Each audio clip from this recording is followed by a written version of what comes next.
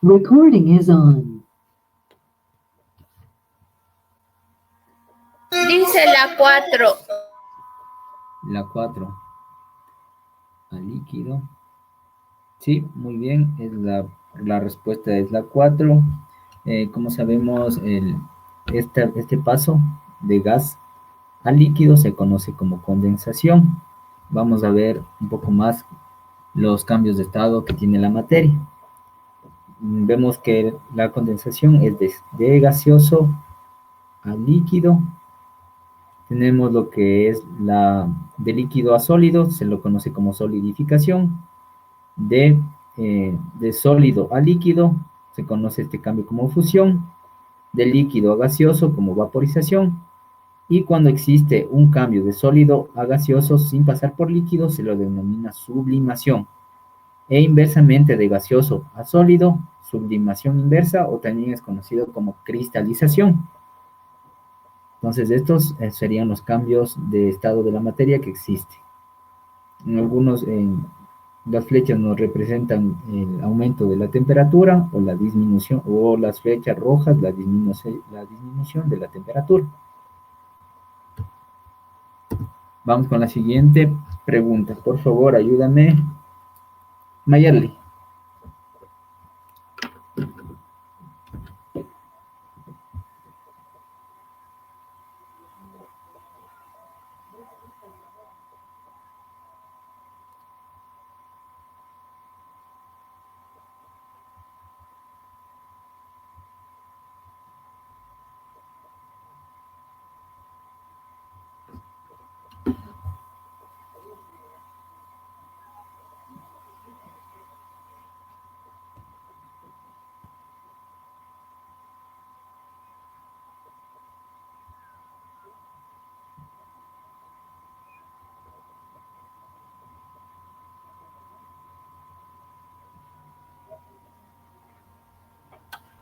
Sería la 4, todas.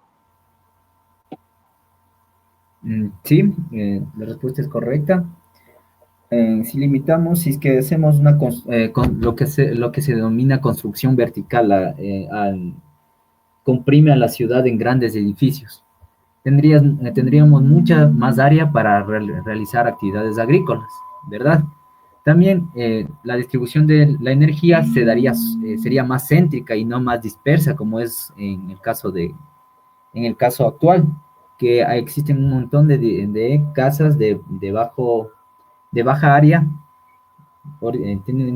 solamente que tienen una superficie horizontal, no crecen hacia arriba verticalmente, existe y ocupan una mayor cantidad de terreno y disperso, lo que también desfavorece lo que es la distribución de la energía, ya que se va a necesitar una mayor cantidad de redes eléctricas para llegar a las poblaciones aledañas y distribuidas indistintamente. Y también sucede lo mismo con el caso del agua. Para llegar a una distribución que está totalmente dispersa, se necesita una mayor cantidad de, de vías, en este caso serían de tuberías para, para la distribución del agua. Entonces, la respuesta es correcta, son todas. Por favor, por favor, ayúdame con esta pregunta.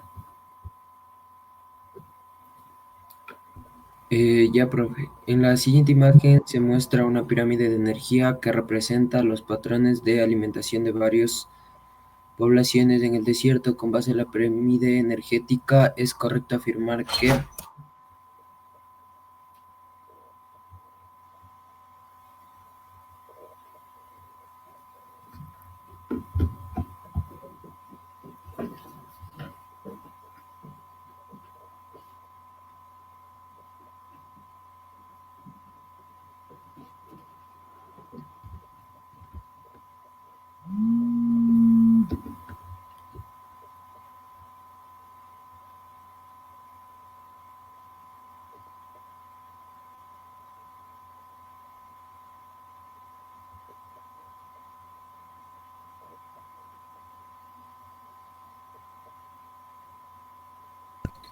profe, creo que sería la A? La ONU nos dice, hay menos energía disponible en los productores debido a que sus tejidos son menos densos que los de niveles tróficos superiores. No, los productores, recordemos que toman toda la energía. Cuando hablamos de flujo de energía, hablamos de la energía que proviene del sol. Nosotros, gracias a esta energía del sol, es que podemos estar vivos, y esta energía del sol es la que fluye de un organismo hacia otro. Entonces, esa respuesta sería incorrecta, ya que los productores primarios son los principales, los primeros receptores de lo que es esta luz solar, de esta energía. Profe, ya leí bien, creo que sería la D, entonces. Ajá, esa sería la respuesta correcta. Hay menos energía disponible en el cuarto nivel trófico a causa de la pérdida de energía a través del metabolismo en cada uno de los niveles. También esto se evidencia debido a que cada vez que se va aumentando en el nivel de la cadena trófica, los organismos que están más arriba van a necesitar de muchos más organismos, consumir una cantidad mayor de organismos para, para, para nutrirse, por decirlo así.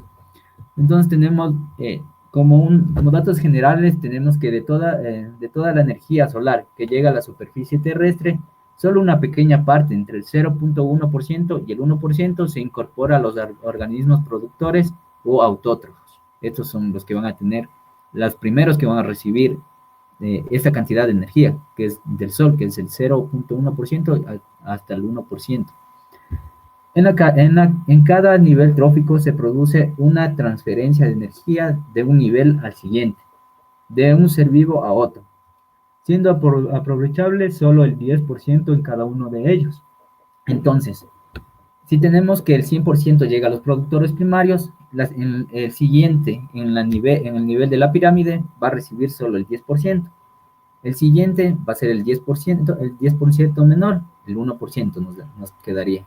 El siguiente, el 0.1%, y el último sería 0.01% del total de la energía solar. Va disminuyendo según se va avanzando en la pirámide. ¿Alguna pregunta aquí? No, profe. Listo, vamos a la siguiente. Y en sí, también esta energía del sol también está reflejada, es la fuente principal de las demás energías. Suponiendo, en el caso de lo que es los hidrocarburos, su fuente primaria fue lo que es la energía del sol, debido a que, como sabemos, el petróleo viene viene de la materia orgánica, que fue fosilizada. Entonces, esta materia orgánica, para que existiera, se debió, el primer paso es de la formación de esta materia orgánica, es lo que viene a darse como la fotosíntesis, que interviene en lo que es la energía del sol para formar estas moléculas orgánicas. Entonces, todas las energías que tenemos en la Tierra son derivadas de la energía solar.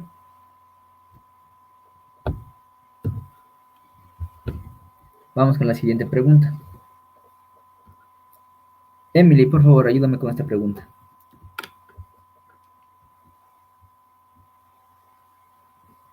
Identifica el factor geológico que puede provocar desastres naturales en el Ecuador.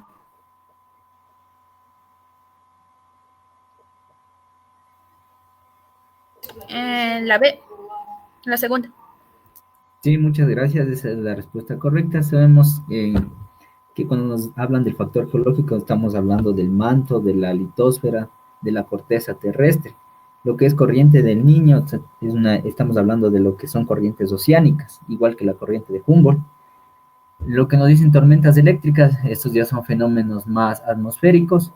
Entonces solo nos queda lo que es el cinturón de fuego, que es el límite entre este cinturón de fuego se produce en los límites de las placas.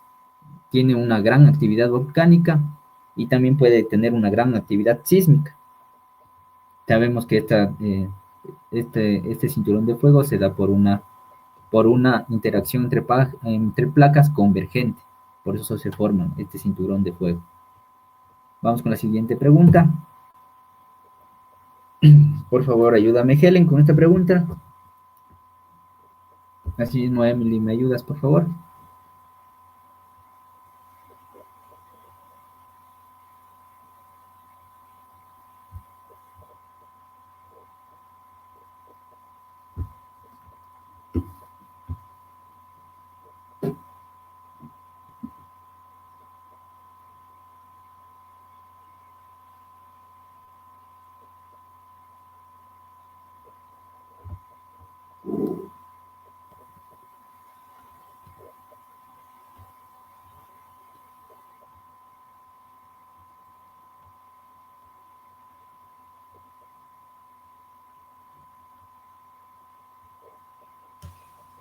Profe, Helen dice que es la 3.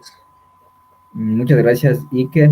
Está en lo correcto. Es el paso del líquido, perdón, de sólido a líquido. Se lo denomina fusión. Aquí se necesita de una gran, dependiendo de la sustancia, requiere de calor o de energía. Y va a existir una disminución de presión también, debido a que cuando el sólido se transforma en líquido, las partículas se van a alejar. Entonces va a ser mucho más, también va a ser mucho más, va a ocupar un volumen más amplio, va a ser, va a ser menos denso también. Y a este fenómeno se lo conoce como fusión. Vamos con la siguiente pregunta, por favor. Mayerly, ayúdame con esta pregunta, por favor.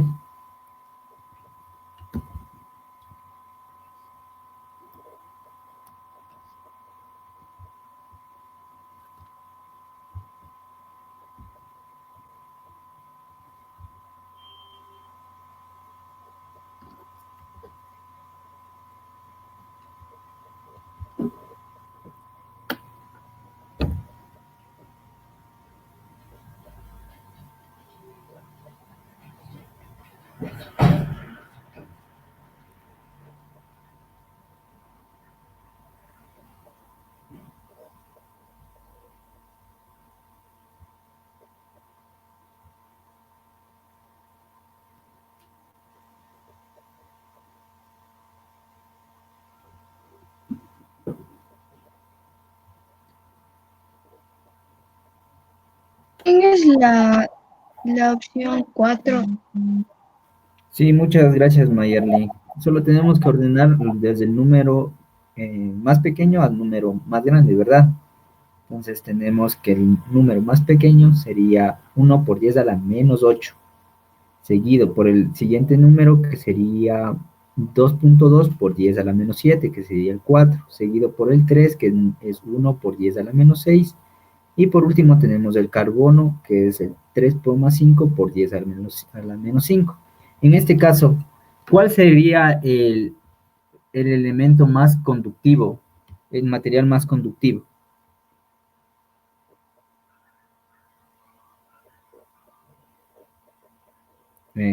Mayerly, Mande. ¿cuál sería el material más conductivo? Si fuera la pregunta así. Mm, el, el plomo. No sé. El que tiene la menor resistividad, ¿verdad? En este caso, ¿cuál sería? El carbono. No, ese tiene la mayor resistividad. El plomo. No. El que tiene la menor resistividad es el grafeno, con 1 por 10 a la menos 8. Ese es el menor de toditos. Después le sigue el plomo. Profe, una pregunta. En la pregunta nos dice que ordenemos de manera descendente. ¿No sería desde el número más grande hacia el más pequeño? De manera descendente. A ver, el número más grande al más pequeño, descendente. Del número más pequeño. Entonces sería la opción 1 en ese caso. Claro, aquí nos está diciendo de manera descendente. Muchas gracias, Iker. Sería la opción 1. ¿Sí? Yo lo estaba haciendo de manera ascendente. Sí, tienes toda la razón. Gracias, Dick. Entonces tendríamos el número más grande, que en este caso sería el carbono, seguido por lo que es el nicromo, luego el plomo y por último el grafeno, que sería el más pequeño. Debido a que nos dice de manera descendente, sí tiene toda la razón, Iker, esa sería la respuesta. Y como les digo, el material más conductivo en este caso sería el grafeno. ¿Alguna pregunta?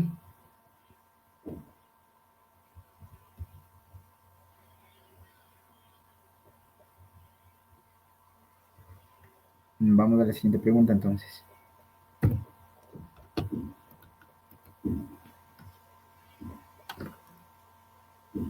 Por favor, Iker, ayúdame con esta pregunta.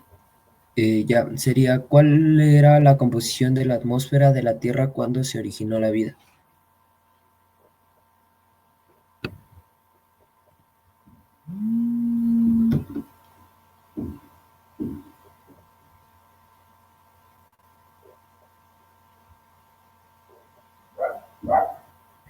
Creo que sería la última.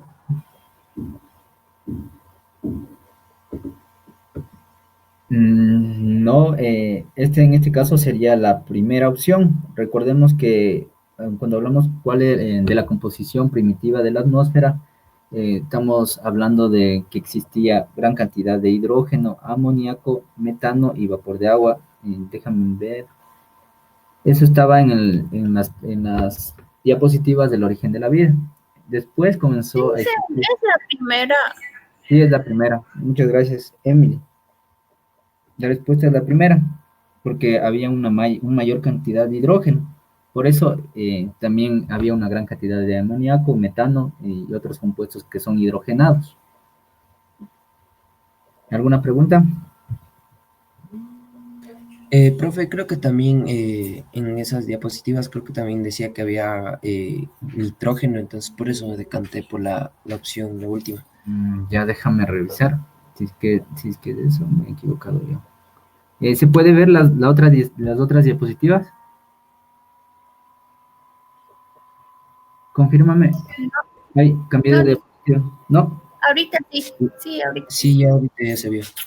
Vamos a ver. Generación espontánea. Aquí está. La vida se originó a partir de la agrupación y síntesis de moléculas primitivas. Aquí tenemos lo que es el hidrógeno, el CO2, el metano y el amoníaco. Esto es la que denominó Oparin como la atmósfera primitiva de la Tierra.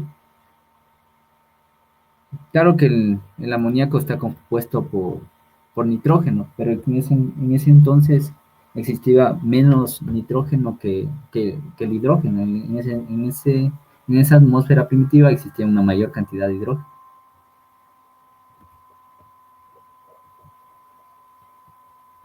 Ya. ¿Alguna pregunta? No, profe, muchas gracias por aclararlo. Ya. ¿Me pasé a la otra diapositiva? Sí. Ya. Entonces, la respuesta es la primera. Gracias, Iker y Emily. Vamos a la siguiente. Por favor, ayúdame, Emily. Leo, Claro, sí, por favor.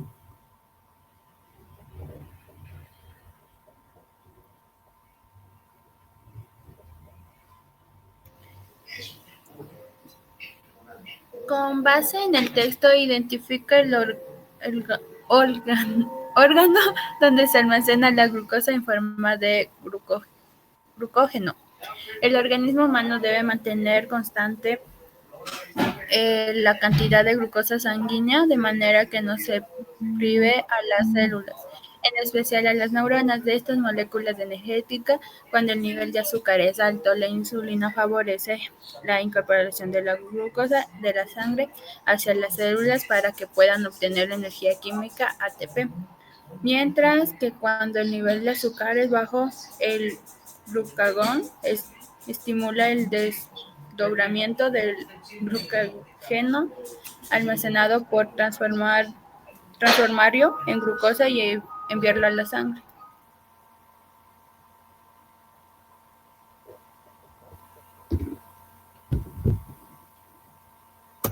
Es la tercera. Sí, más o menos, solo guiémonos en lo que nos dice en la primera línea. Con base en el texto, identifique el órgano donde se almacena la glucosa en forma de glucógeno. Esta parte, lo demás, nos quitaría mucho tiempo es como un distractor, nos quitaría mucho tiempo para resolver la pregunta. Aquí lo más importante es saber en qué órgano se almacena el glucógeno. Y la respuesta es correcta, es en el hígado. El glucógeno es el polisacárido de reserva energética en los animales y se almacena en el hígado. El 10% de la masa hepática, que corresponde al 10% de la masa hepática. Y en los músculos, que representa el 1% de la masa muscular. Además, pueden encontrarse en pequeñas cantidades de glucógeno en ciertas células gliales del cerebro. Entonces, el principal órgano donde se almacena el glucógeno va a ser el hígado, que es un polisacárido de reserva energética. Ya habíamos visto eso. Vamos a la siguiente pregunta. Por favor, ayúdame, Helen.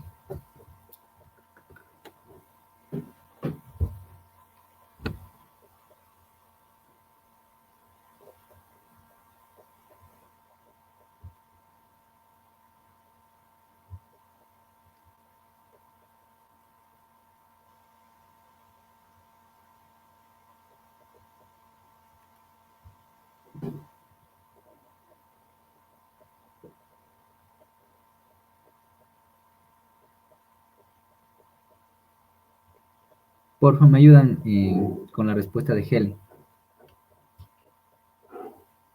Dice que es la 4.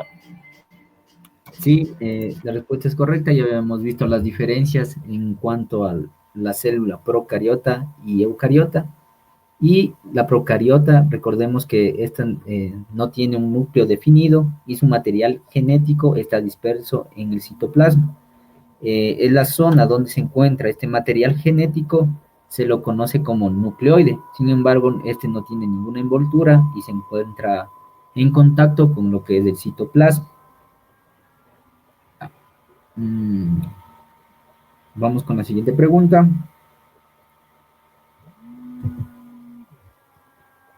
Por favor, ayúdame con esta pregunta. Mayerly, sí, Mayerly, tú, por favor. Ya, profe. ¿Leo o le respondo? Porfa, lee. Lea el texto y responda. Uno de los ecosistemas más frágiles del país son los páramos. Estos se están deteriorando debido a la deforestación ocasionada por humanos. Con el fin de evitar su destrucción, se han diseñado programas de reforestación a gran escala, en los que se incluye replantar distintas especies vegetales. Todas son características principales de las especies a reforestar, excepto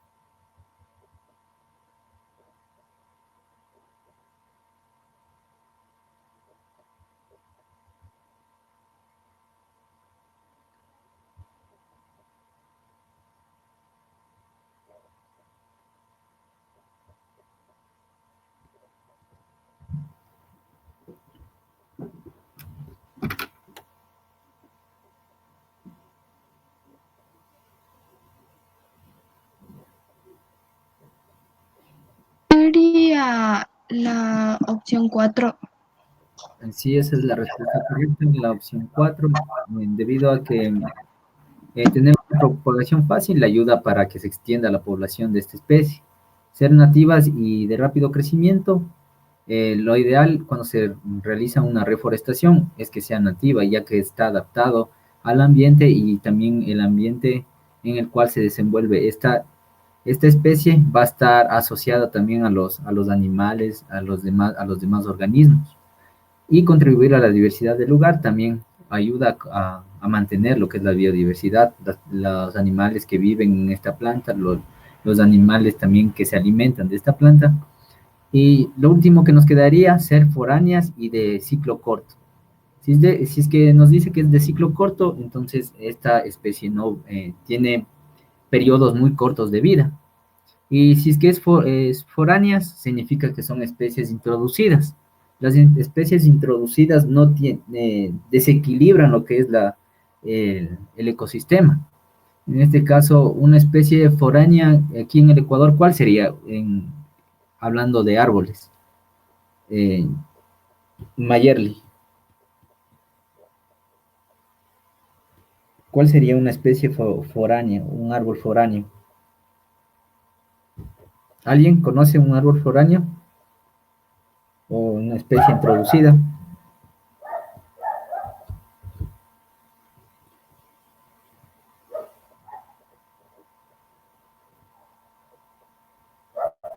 No. El eucalipto es una especie introducida. El eucalipto es propio de Australia, sino que lo trajeron en la época colonial, la introducieron para tener una fuente, una fuente energética, una fuente de madera también. Entonces, esta especie es introducida. Como podemos ver, donde hay eucalipto, podemos ver que la zona el suelo es muy seco, no tiene no tiene mucha cubierta vegetal y es debido a que no se encuentra en equilibrio con el ecosistema. Entonces las especies foráneas causan un desequilibrio en el ecosistema. También los eucaliptos, esta especie, tienen sus hojas unas toxinas, las cuales, como ya sabemos, no sirven como remedios caseros para la gripe, así que controlan lo que son en sí cualquier tipo de microorganismos. Sin embargo, no los distinguen entre microorganismos que son buenos y microorganismos que son malos. Entonces, estas toxinas en sí degradan cualquier tipo de otros microorganismos beneficiosos también. Vamos con la siguiente pregunta. Por favor, ayúdame, Iker. Ya, realizar el mismo experimento de Needham, pero en él no aparecen bacterias porque fue realizado cuidadosamente. Creo que sería la opción 2. La opción 2. Sí, efectivamente, eso también ya teníamos en las diapositivas. Entonces, este señor Spayansi, él ya había realizado el mismo experimento y en esta vez había tapado bien lo que es el recipiente, entonces no había divisado ningún tipo de microorganismo que había crecido y fue el primero que descartó lo que es de esta teoría. Entonces la respuesta es correcta, es la B. ¿Alguna pregunta? No, bueno. Por último tenemos esta pregunta. Por favor, ayúdame, Emily, con esta pregunta. Es un ejercicio. Un poco, se le ve un poco rebuscado, pero la resolución es muy fácil. ¿Leo o solo le resuelvo? Si quieres, léele, por favor, léele para escuchar todos de qué se trata. El suero fisiológico, conocido también como solución salina, está compuesto por cloruro de sodio y es utilizado de manera cotidiana para curar heridas o para la rehidratación corporal. Esta es una solución isotónica, ya que contiene una concentración de solutos similares a la de las células del cuerpo humano. Si una persona necesita lavar una herida, pero solo cuenta con una solución de NaCl5M, ¿cómo obtiene 100 mililitros de la solución isotónica en la que existe 0,015 moles de sodio, de cloruro de sodio? Ya.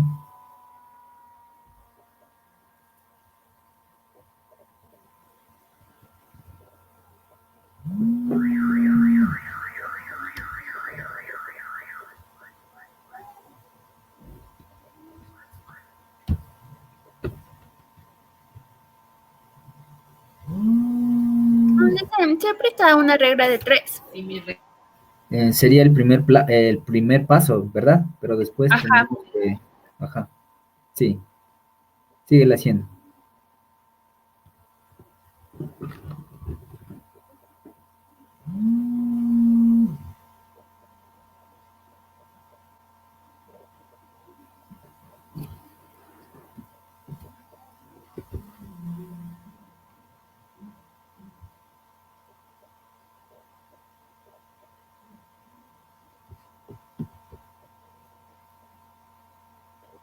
Es la segunda.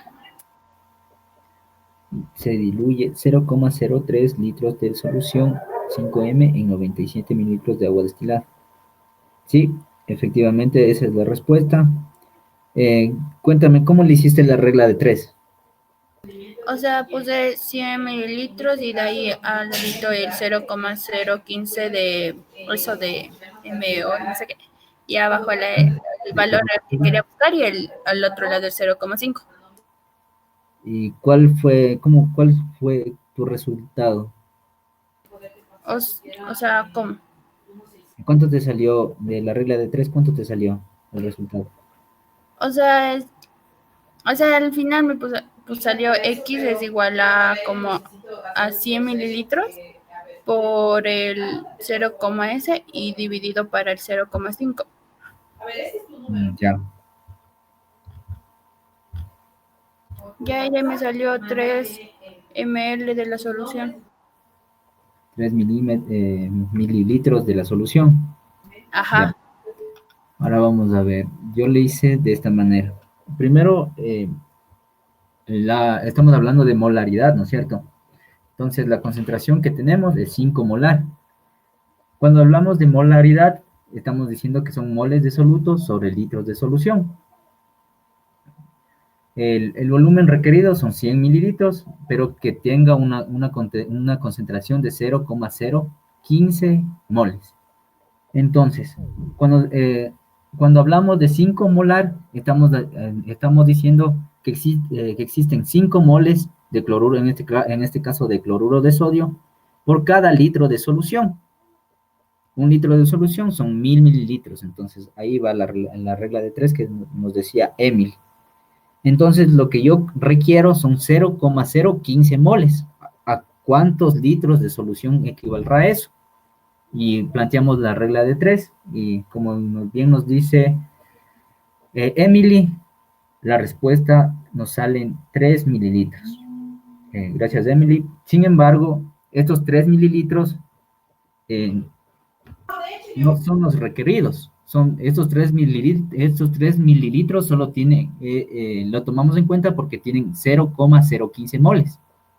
Entonces, necesitamos a estos 3 mililitros completar la solución de 100 mililitros, para lo cual en una solución siempre se le pone, en este caso, siempre se utiliza como solución lo que es el agua, en este caso el agua destilada. Entonces, para llegar a los 100 mililitros, aumentamos estos 97 mililitros de solución, con lo que tenemos los 100 mililitros de una solución 0,015 molar de cloruro de sodio. ¿Está entendido? Emily, Iker, ¿alguna pregunta? No, Lisa. No, ¿Qué nos dice Helen? Ya no está. Se le cortó el Ayer internet. ni cambió tampoco. Ya. Bueno, con todo están los videos. Igual en los videos van a encontrar el enlace para que practiquen. Están subidos unas preguntas en lo que es el Kahoot. Y por favor, revisen eso. Igual yo voy a seguir haciendo, este fin de semana de seguir haciendo unos Kahoots para que puedan repasar. Y el lunes, perdón, tenemos el miércoles de qué clases. El miércoles ya les paso los enlaces para que practiquen. Y esto sería todo por hoy. Muchas gracias. Gracias, Lisen. De nada, Emily. Pasa bien. Gracias, profe. De nada, Iker. Pasa bien. Hasta luego.